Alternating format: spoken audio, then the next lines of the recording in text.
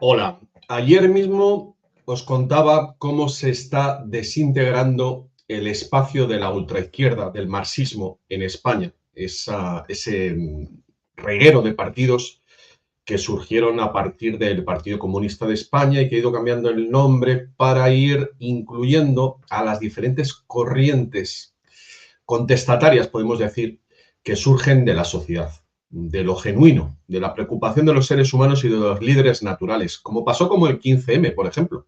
Ya os he contado que en realidad fue un movimiento nacido del conocimiento que se iba filtrando acerca de las mentiras que nos habían contado, se iba filtrando por internet, de lo que, bueno, pues yo di en llamar el movimiento conspiranoico.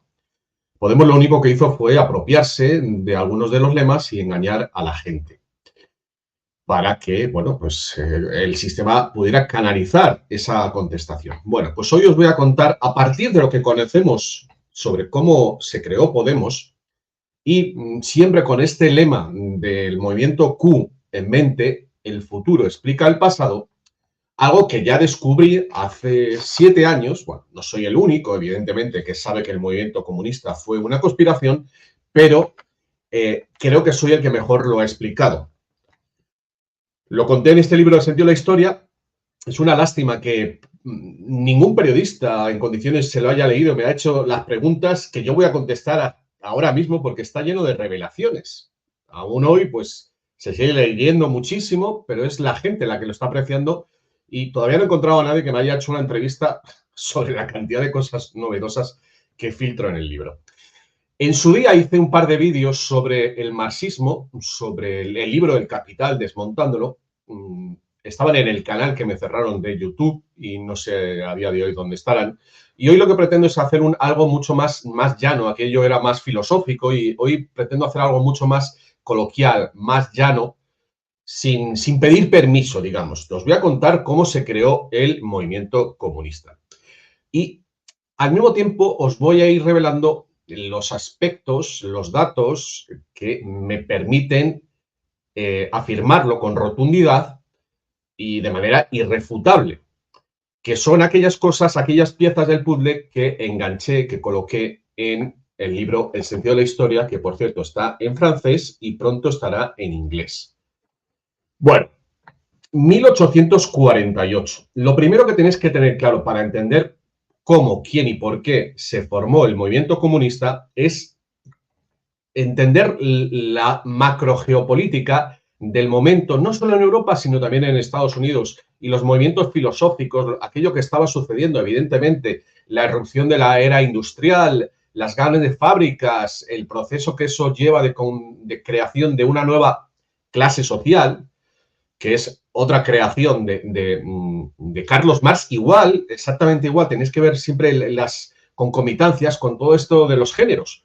Las clases sociales, bueno, pues hay gente que es trabajador y, bueno, esa creación de esa dualidad, de esa lucha de clases, es que lo dijo él, no hay que inventarse nada, que surge a su vez de la desintegración del antiguo régimen, el régimen feudal, que ya para entonces la verdad es que ni existía, porque eso ya había quedado muy atrás en el siglo XIX.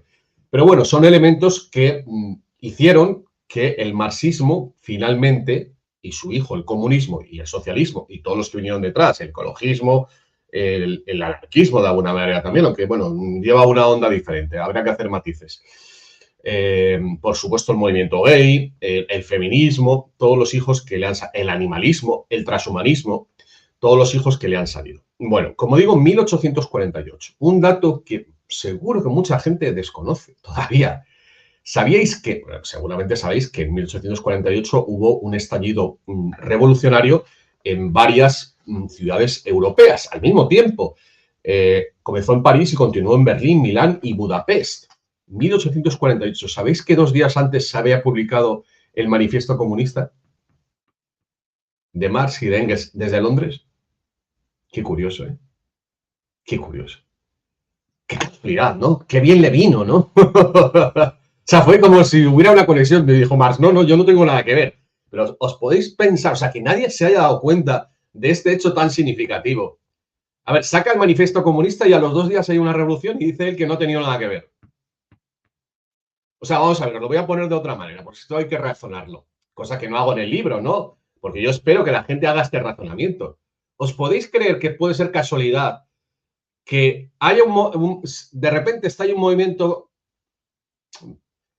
bueno, no se puede llamar comunista porque todavía no era comunista, pero revolucionario, en 4 ciudades simultáneamente de Europa, coincidiendo con la publicación de este manifiesto que en realidad es el que le va a dar los argumentos, y justo en esas revoluciones empiezan a escribir esos argumentos que Marx había creado 2 días antes?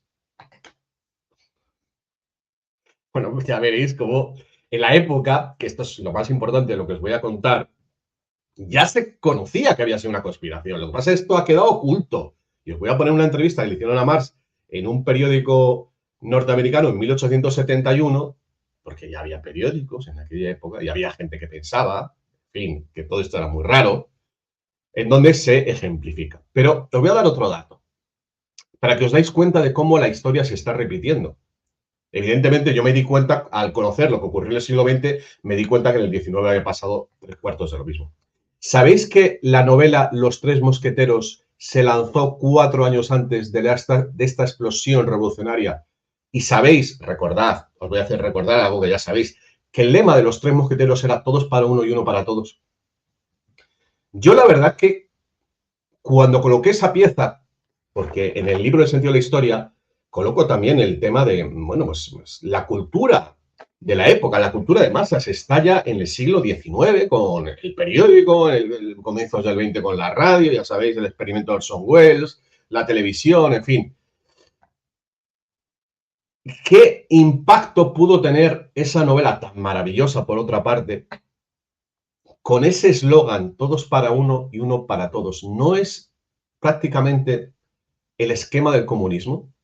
¿Os imagináis el impacto que tuvo que tener entre la gente que leyó esa novela, los idealistas? Eso tan bonito de vamos a luchar todos unidos. ¿No es acaso una preparación para ese estallido revolucionario que ocurrió después? Bueno, continuamos adelante.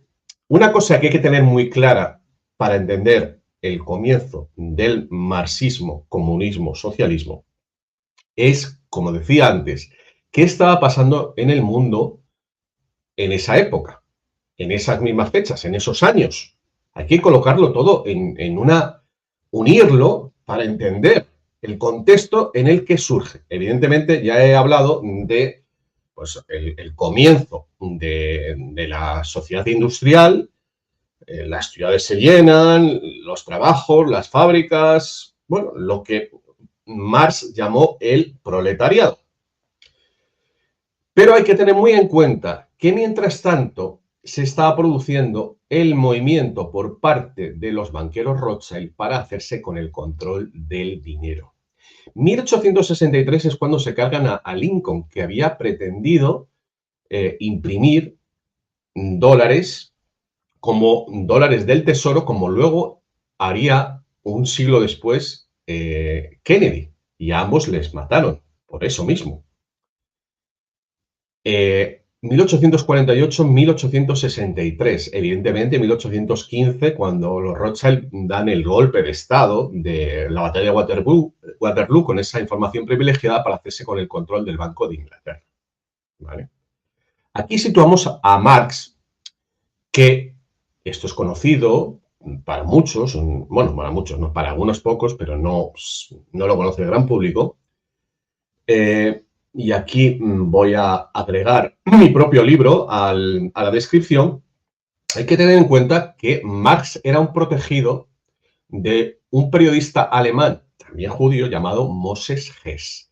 Moses Hess, aparte de ser el mentor de Marx, fue el fundador del sionismo internacional, antes que otro periodista austríaco llamado Theodor Herzl, que es el que más famoso se ha hecho. Es bien conocido que Marx y Engels, bueno, Engels era un pequeño empresario, supuestamente financiaba a Marx, pero Marx no pegó un palo al agua en su vida. Y a cambio tuvo un periódico en el cual expresar sus ideas, lo cual prueba en Londres que bueno, pues había estado protegido. ¿Por qué es importante este Moses Hess? Pues porque añade ese componente étnico-cultural que no se puede decir abiertamente, pero en el cual también entraron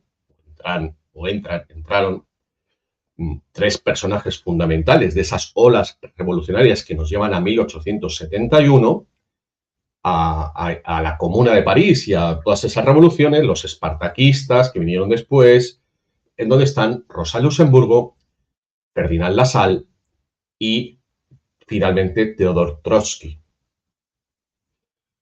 ya en la Revolución Rusa. Pero son elementos que pululaban por ahí antes del 17, evidentemente, que están conectados a través de esta internacional socialista que crea el señor Carlos Marx. En realidad, el comunismo, el socialismo científico, como lo llamó Marx, fue una apropiación indebida del socialismo utópico. Seguro que muchos lo estudiasteis, por lo menos la gente que sois de mi edad, en el instituto. El socialismo utópico vendría a ser el equivalente de las cooperativas o incluso las comunas, porque bueno, pues es una solución que unas personas intelectuales, algunos de la aristocracia, como el conde de Saint-Simon o Fourier con sus falansterios, idearon para humanizar esa era del trabajo en cadena y de las fábricas que llegaban, en la cual las máquinas, pues a través de las patentes, pues dejarían de estar en manos de cualquiera. Hay que tener en cuenta que, bueno, esto lo cuento también en el sentido de la historia, que la oficina de patentes y marcas se crea con la Revolución Francesa. Hasta entonces, bueno, pues el arado, el carro, todos los inventos del ser humano se compartían. Y a partir de entonces, no. Eso es un elemento importante en el cual no me voy a detener porque sería abrir otro melón. Lo que es importante aquí es recordar que Marx crea un fantasma, un demonio llamado capital, que no tiene un significado, sino que tiene una docena. Prácticamente, o sea, el capital se puede referir al dinero, se puede referir a las máquinas, se puede referir al trabajo, se puede referir a una especie de secta que es la que maneja a todo esto, al transporte, a la energía, al crédito, el beneficio, en fin, es un totum revolutum que pasa a ser el demonio y que justifica la lucha de esos obreros manipulados para que no se den cuenta de lo que estaba sucediendo con la emisión de la moneda. Por eso Marx nunca habló de los banqueros. Y esto es definitivo. Cuando uno analiza la obra del Capital se da cuenta de que es una cortina de humo. Una cortina de humo parecida a la que fue Podemos para ocultar que la gente se estaba enterando de la verdad a través de Internet. Por eso crearon Podemos para canalizar ese movimiento anárquico que fue el 15M. Bueno, dicho esto, me voy a detener en esta entrevista a el señor Carlos Marx por parte de un periódico de la época llamado, aquí lo tengo, The New York World. Eso es una entrevista del 18 de julio de 1871, en la cual le está preguntando a Marx acerca de su implicación en la Comuna de París, ¿vale? Ese acontecimiento revolucionario. Me voy a detener en alguna de estas respuestas. Le pregunta acerca de la presencia en la Comuna de numerosos miembros de la Asociación Internacional, de la Internacional Socialista. Dice Marx: en ese caso fue también una conspiración de los francmasones, ya que participaron en ella en idéntica proporción. De hecho, no me sorprendería en absoluto que el Papa les atribuyese toda la responsabilidad de la insurrección. Pruebe usted con otra explicación. La insurrección fue obra de los trabajadores de París. Los más capaces entre ellos debieron ser necesariamente sus líderes y dirigentes, y se da la circunstancia de que los trabajadores más capaces son miembros de la Internacional. Aún así, la asociación como tal no es en forma alguna responsable de su acción. Esto recuerda muchísimo a las acusaciones de que el movimiento 15M fue infiltrado por la izquierda, como luego se acaba demostrando. El periodista, el tal Landon, le pregunta, no obstante, al mundo le parece de otra manera. La gente habla de instrucciones secretas desde Londres e incluso de aportaciones de dinero. ¿Puede afirmarse que el carácter supuestamente abierto de los procedimientos de la asociación impide todo secreto en las comunicaciones? Responde Marx. ¿Ha existido alguna vez una asociación que realizara su trabajo sin la mediación de agencias tanto públicas como privadas? Hablar de instrucciones secretas provenientes de Londres, como si se tratara de decretos sobre la ley y la moral procedentes de algún centro de dominación e intriga papales, es una concepción enteramente errónea sobre la naturaleza de la internacional. Eso implicaría un mecanismo centralizado de gobierno en el seno de la misma, mientras que su verdadera forma es deliberadamente la que mayor juego otorga a la energía y la independencia locales. Se está negando que hubiera un centro rector de todas esas de todo ese movimiento, es decir, una conspiración. De hecho, la Internacional no es propiamente un gobierno para la clase obrera en absoluto. Es un vínculo de unión más que un mecanismo de control. Un segundito, voy a coger otro libro. Bueno, aquí lo tenéis. Evidentemente, Marx lo niega, pero si os cuento todo esto es porque, para que os deis cuenta de que ya en su día se hablaba de que todo había sido una conspiración. Esto se ha olvidado, pero evidentemente la gente más inteligente que ya conocía el poder de la masonería, entre ellos el Papa, especulaba o sugería que todo esto había sido una conspiración. Habría que continuar con la propia Revolución Rusa. Yo os recomiendo que os leáis, a ver si se puede ver aquí. No se ve. El libro, mi libro, Cómo nos robaron la salud, el dinero, el amor y el tiempo, que también están en inglés en pocas semanas.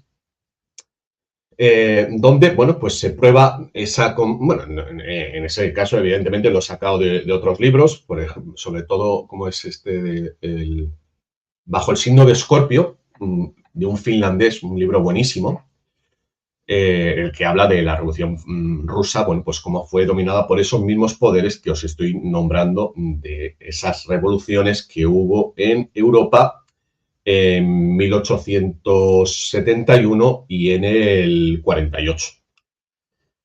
Y bueno, pues es que esto seguro que os tiene que sonar a las revoluciones de las primaveras del principio, o sea, de la segunda década del siglo XXI. Las primaveras árabes y la primavera, la revolución naranja de Ucrania. Se está repitiendo continuamente la misma historia.